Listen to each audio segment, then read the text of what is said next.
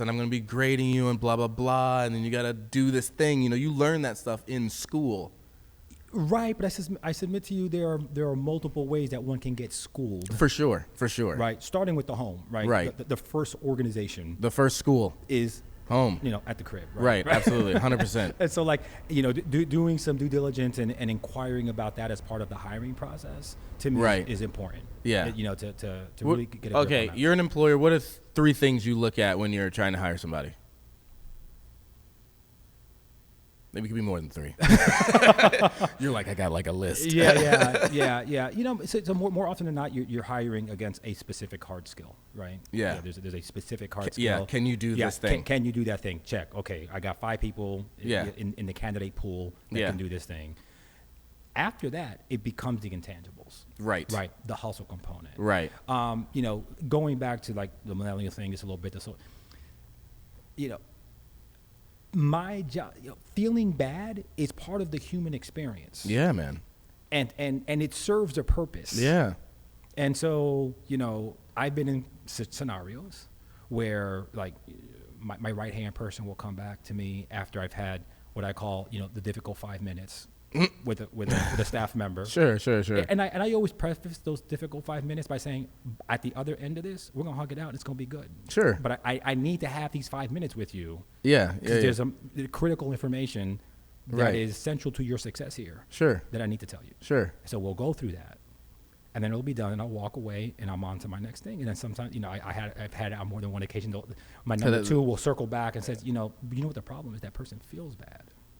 Sure. And I go, well, that's good. Yeah. Because they're supposed to feel bad. Right. And I work through that feeling bad. Yeah. And learn from that. Yeah. I am not here to make you not feel bad. I am here to deliver the information. Isn't that interesting though? Because it's about like just confidence and you know, everyone should just be being positive. But like, sometimes when you mess up, you feel bad, and it's in those moments where you grow and make better decisions. Right. Life's not happy. Not always happy, and so on the generational piece, and I think I don't have the science behind it to prove this sort of like confidently, but you know, this avoidance of feeling bad.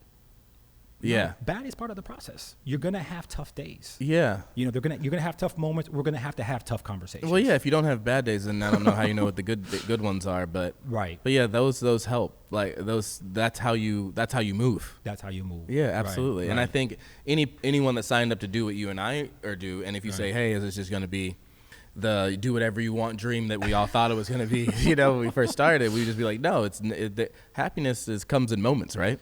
It comes in moments, and you grasp them, and you're like, this is cool. And then sometimes it's like, man, it doesn't feel that great. And sometimes it feels great. Right. And that's the whole thing, though. Right. That's the whole thing. And the whole, like, this too shall pass. Yeah. You know, that works well on both sides. Yeah, man. Right? So even when things are good, you go, this will pass. But this will pass. And those pass quick. I tell Beth, every time something good happens, I'm like, all right, wait for it. All right, wait for it. Because it's coming.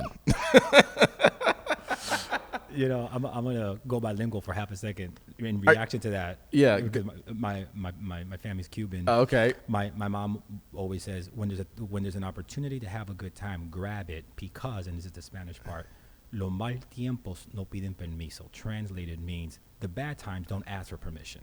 Yeah. Right? The bad times just show up. They don't care if it's I'm inconvenient. They don't care if you're traveling. They don't care if you have your out of office on the email. The bad news, the bad stuff, they just show up. Yeah. So when you have an opportunity to have a good time, you know, work with good clients, yeah, work with good partners, yeah, man, seize that and realize that you're having a good time.